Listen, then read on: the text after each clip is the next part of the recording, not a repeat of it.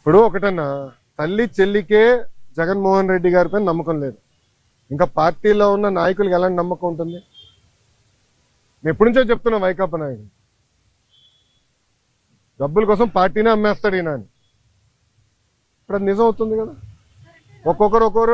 ఒక్కొక్కరు రాజీనామా చేసుకుంటూ వెళ్తున్నారు. దానిక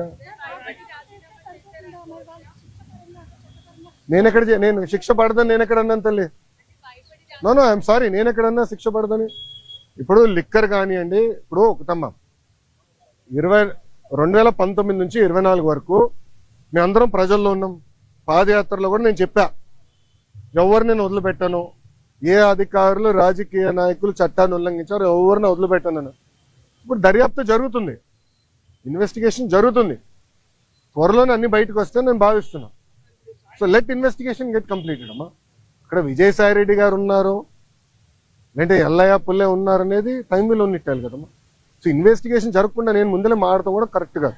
లెట్ ఇన్వెస్టిగేషన్